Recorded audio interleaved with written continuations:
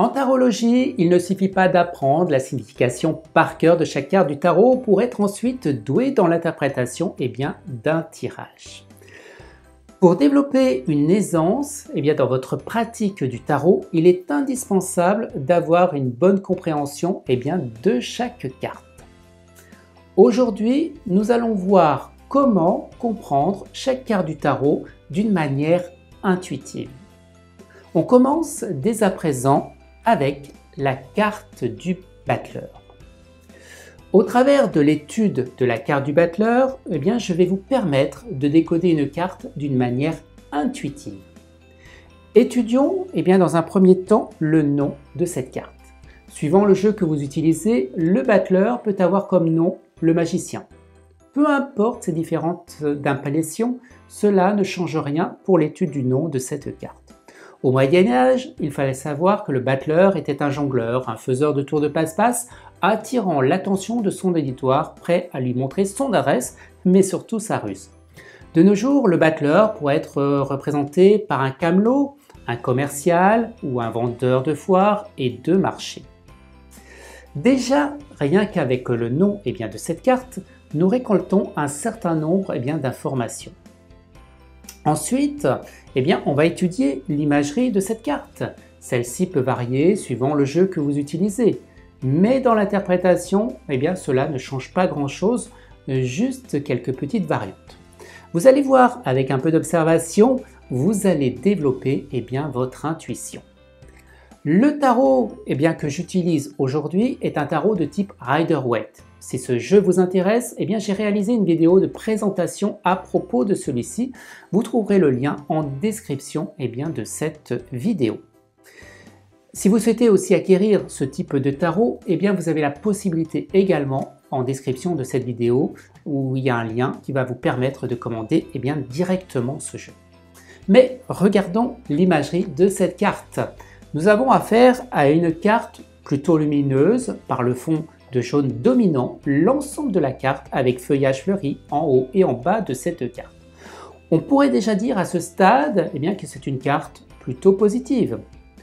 Ensuite, la carte met en scène un jeune homme qui se tient debout derrière une table que l'on pourrait comparer à une table de travail comme un établi par exemple.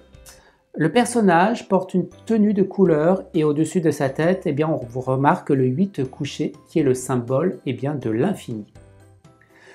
Voyons ensuite ce qu'il y a sur la table de travail de notre battleur. Différents objets y sont déposés. Chacun des objets représente les attributs des 4 suites du tarot. On y voit le bâton, l'épée, la coupe et le denier. Chacun représente un élément, la terre, le feu, l'air et l'eau. Ce battleur semble avoir tout à sa disposition pour réaliser ses rêves. Une main levée vers le ciel, l'autre tournée vers le bas. Le battleur a l'air de relier les deux plans.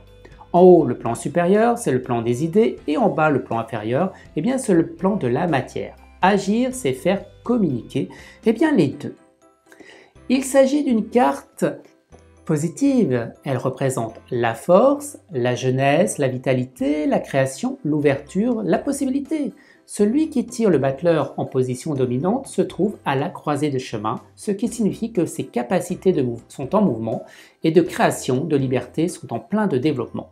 Cette lame a un côté optimisme, elle déborde de vitalité. L'aspect du jeune personnage annonce bien souvent la nouveauté. Il doit prendre conscience de ses capacités et de ses moyens. Les objets qui sont en face de lui représentent les moyens pour réussir cette nouvelle étape de sa vie. Au travers du décodage du nom et de l'imagerie de la carte du battleur, je vous ai permis de mieux comprendre la carte pour ensuite vous livrer son interprétation lors d'un tirage. Comme vous l'avez vu, il suffit beaucoup d'observation afin de développer votre intuition.